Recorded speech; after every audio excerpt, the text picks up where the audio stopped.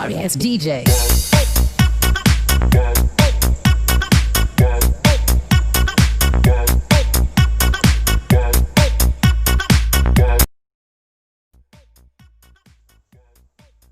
Musyawarah Daerah atau Musda Partai Golkar ke-10 di Kabupaten Garut berjalan dengan ekses. Pasalnya, salah satu kandidat calon ketua DPD Partai Golkar yaitu Iman Ali Rahman melakukan aksi walkout. Sehingga penetapan pemenang yang dikantongi Hajah Eis Ida Wartiah nampaknya akan berbuntut panjang. Pasca pelaksanaan Musda, kubu Haji Iman Ali Rahman berkumpul di gedung KNPI Kabupaten Garut. Dan sekitar 20 PK mengaku kecewa dan akan melaporkan persoalan yang diduga bermasalah tersebut ke Mahkamah Partai Golkar.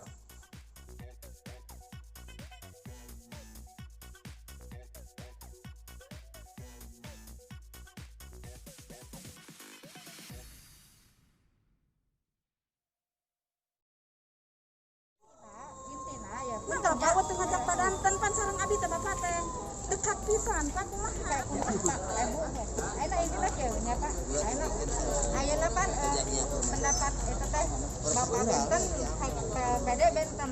Terus ayeuna mah ieu teh digagalkeun heula we.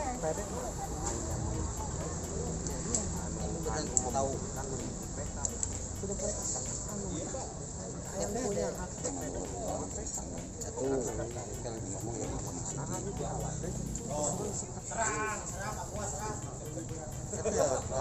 aspirasi mah ya kan dari PD kan masuk kan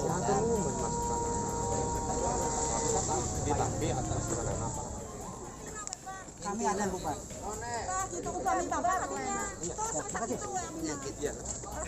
Suara dari Bayongbong suara dari Bayongbong abi masa tos we.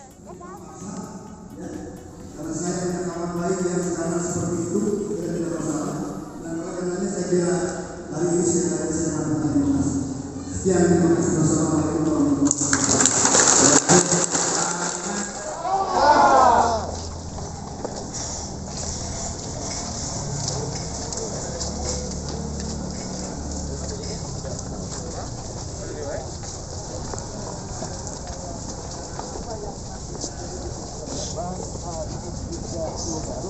Ini menggambarkan ada semacam keinginan ya pemaksaan untuk siapa yang memimpin DPD Golkar. Saya kira saya tahu diri lah kalau misalkan harus istilahnya memaksakan juga saya menjadi calon yang dipilih oleh kawan-kawan yang sedemikian banyak ini. Saya kira saya serahkan sajalah kepada pemilik partai ini. Ya, bukan saya tidak ingin mengatakan lebih dari satu begitu ya. Yang pasti inilah kawan-kawan yang mendukung saya. Lebih dari satu, bukan satu. Sekian. Langkah berikutnya apa Pak? 20 orang Pak. 20 orang PK saya. 20. Berarti itulah jumlah yang orang Pak. hanya satu Pak. Hanya satu. Ya. Hanya satu yang diakui. langkah berikutnya apa Pak?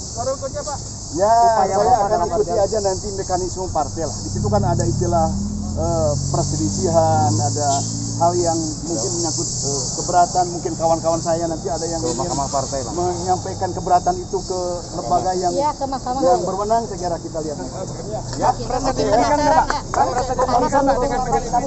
saya selalu katakan demokrasi itu bukan soal untung rugi. Demokrasi itulah kejujuran. Demokrasi itu keadilan, kepastian hukum. Saya kira hari ini kita bisa melihat apakah di sini betul ya ada kejujuran, betul ada istilahnya kepastian hukum, betul ada keadilan. Saya kira kita bisa membaca lah.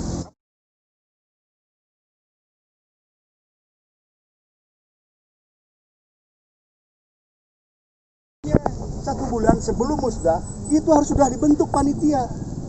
Sekarang kita tahu di sini panitia dibentuknya kapan. Hari ini saja kita tidak tahu Pak SK-nya ada apa tidak ada. Steering komite ini. Saya kira ini sudah clear lah. Ini sudah cenderung ini menjadi kepentingan siapa lah. Hanya saya ingatkan Partai Golkar itu bukan perusahaan pribadi, bukan. Bukan milik seseorang. Ya, ini aset bangsa ini. Partai Golkar aset bangsa yang harus kita jaga. Sebab bagaimana membangun kesejahteraan rakyat itu tidak lagi kecuali pintu masuknya dari partai. Apakah dia akan menjadi seorang legislator, apakah dia akan menjadi seorang kepala daerah. Pintu masuknya adalah partai. Jadi oleh karena itu partai tidak bisa dikuasai sebagai sebuah bentuk kekuasaan untuk kepentingan pribadi dan kelompoknya. Saya kira Golkar hari ini, saya tidak mengatakan bahwa sekarang situasinya begitu, tapi saya merasakan, membaca bahwa apa yang saya lihat, saya alami sendiri pada saya, kawan-kawan PK lebih dari satu, kalau dibilangnya satu.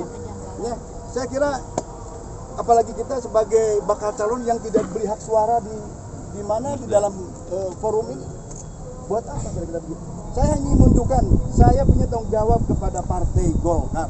Saya dibesarkan sekalipun dalam birokrasi, tapi darah daging saya atau darah saya adalah kuning, Golkar. Saya kira itu saja bentuk tanggung jawab saya sebagai bakal calon hari ini.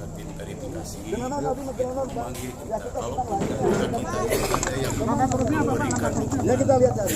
Ya.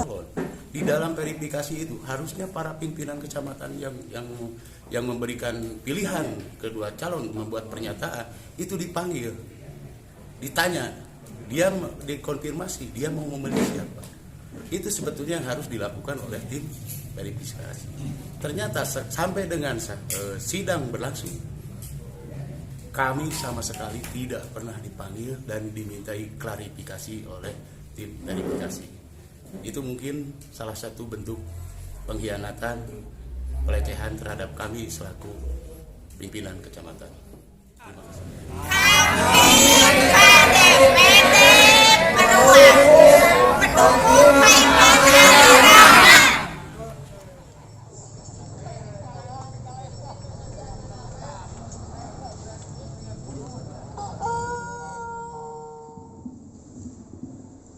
Assalamualaikum warahmatullahi wabarakatuh. Alhamdulillahirrahmanirrahim. Wa bihi nasta'inu ala umuri dunya waddin. Wassalatu wassalamu ala asrofil anbiya'i wal mursalin wa ala alihi wa sahbihi ajma'in, amma ba'du. Yang saya hormati Ketua Dewan Pertimbangan Partai Golkar Jawa Barat, Kang Deddy Mulyadi. Yang saya hormati Kang Ferdiansah dari DPP. Yang saya hormati Ketua DPD Golkar Garut beserta seluruh jajaran pengurus. Yang saya hormati Dewan Pertimbangan Kesepuhan Pak Haji Kustia. Yang saya hormati rekan-rekan dari pengurus Golkar Provinsi Jawa Barat yang hadir mendampingi saya, para ketua PK dan pengurus Golkar Garut yang saya cintai dan banggakan. Pertama-tama saya ucapkan syukur alhamdulillah bahwa pada pagi hari ini kita bisa bersilaturahmi, berkumpul bersama dalam rangka musyawarah daerah 10 Partai Golkar Kabupaten Garut. Semoga kegiatan ini diberkahi Allah, menghasilkan sesuatu yang bermanfaat bagi Partai Golkar Garut 5 tahun ke depan. Bapak Ibu sekalian, saya selaku Ketua Golkar Jawa Barat tentunya yang pertama harus digarisbawahi bahwa saya senantiasa mendorong seluruh kader-kader Golkar Garut untuk menjadi pemimpin Golkar di Garut. Saya persilahkan. Saya netral-netral saja, saya akan ikut apa kata PK yang punya suara pada hari ini. Berapapun calonnya tentu akan saya restui, tapi saya harap ada beberapa mekanisme yang baik untuk ditempuh. Yang pertama adalah tentu musyawarah mufakat. Musyawarah mufakat adalah ngobrol-ngobrol bagaimana kita cari solusi.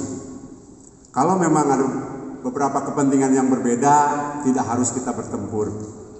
Siapa yang calon bupati, siapa yang calon ketua DPD Golkar, siapa yang calon ketua DPD Golkar, siapa yang calon DPR RI, siapa yang calon provinsi, kan tidak usah ribut-ribut. Itu alternatif pertama, kita selesaikan dengan ngobrol. Kalau memang tidak selesai dengan ngobrol, ya ngobrolnya nanti ditulis di kertas, di ruangan tertutup, itu juga masih ngobrol juga. Namanya demokrasi memang seperti itu.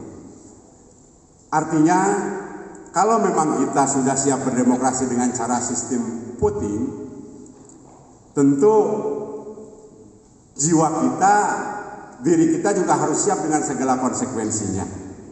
Yang menang merangkul yang kalah, yang tinggi merangkul yang pendek, yang kuat merangkul yang lemah, demikian pun sebaliknya. Saya tidak ingin bahwa keberkahan Partai Golkar sebagai satu-satunya partai yang masih menggunakan demokrasi internal justru menjadi malapetaka perpecahan di tubuh Partai Golkar. Tapi sebaliknya, anggaran dasar, anggaran rumah tangga yang menjamin bahwa Ketua DPD Golkar itu harus terpilih dengan baik, ini harus membawa berkah untuk kebesaran Partai Golkar Garut. Kalau memang kita siap berdemokrasi dengan itu, maka wayahna selesai pemilihan kita kembali menjadi saudara. Perbedaan pendapat hal yang biasa untuk membesarkan partai, tetapi mental kita juga harus disiapkan. Ulah eleh, unung, pindah partai, itu yang paling saya tidak sukai. Kalah menang tetap kita golkan. Bapak Ibu sekalian, saya ingin bercerita sedikit bagaimana cara membesarkan Golkar. Di tengah-tengah kita ada suri toladan kita, Kang Deddy Mulyadi. Kemarin saya lihat di Facebook, Kang Deddy malah tukang dagang bangsa bobokon kali itu, cenah budak teh orang Garut gitu, bos. Mikir si orang Garut lah. Ini sebetulnya Bapak Ibu sekalian yang suka main Facebook bukan hanya sekedar melike jempol, turutan, lemon Golkar yang gede turutan dengan segala kemampuan kita. Kang Deddy mah pugu asal biar tekor asal kesor 10 juta atau kurang-kurang mah 100.000 atau panggil gitu. Empep turutan pep ulah keprok wah dari Mulyadi halus karena cicing wae kira-kira Partai Golkar nah.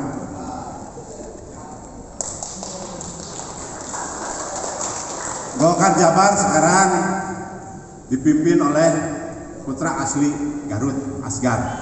Ketua sekretarisnya orang Garut. Matak pantas ditulis Golkar Garut menang deui.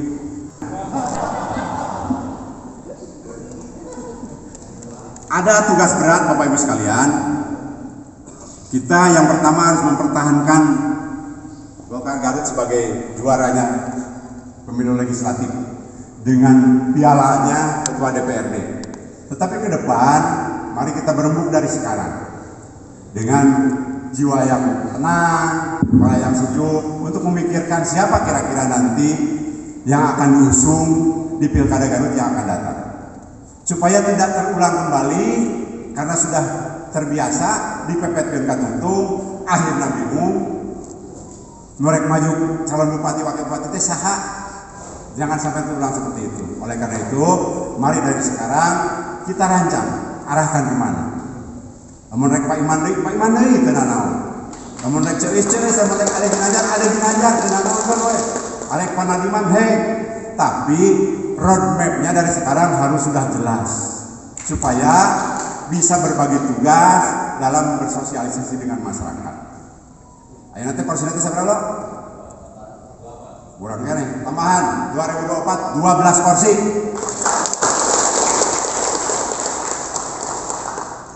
Kenapa Bapak Ibu sekalian? Karena itu tadi kita cukup punya bekal. Teu boga bupati ge, urang bisa jadi juara. Komo lamun pilkada nggen 2023 boga bupati 12 porsi mah bukan hal yang sulit saya kira. Mudah-mudahan dengan musda ini bisa melahirkan pemimpin-pemimpin baru, pengurus-pengurus baru sehingga Golkar Garut ke depan bisa solid dan tangguh. Kita tidak ingin kader-kader Golkar di tingkat desa, di tingkat kecamatan seperti HP yang baterainya sudah rusak. Aya HP butut nih, dicas bisa dipakai telepon, dicabut casana pareun deui. Kita ingin seperti kader-kader yang tangguh, teu kudu dicaskeun nerelep. Saya amanatkan kepada para anggota fraksi, terutama contohlah apa yang saya sampaikan tadi. Kang Deddy sebetulnya memberi contoh kepada kita semua. Bagaimana Golkar di Jawa Barat bisa besar karena sumbangsi langsung kepada masyarakat dapat dirasakan. Jadi tentu saja kita wajib untuk mengikutinya, dan mudah-mudahan warna kuning ini tetap berkibar paling besar di Kabupaten Garut. Saya kira itu dari saya. Bapak Ibu sekalian, selamat bermusyawarah.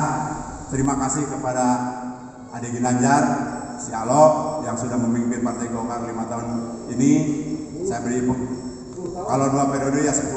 Saya apresiasi atas prestasinya, dan hadiah daripada prestasi tersebut beliau jadi sekretaris Golkar Jawa Barat atas arahan Kang Deddy Mulyadi.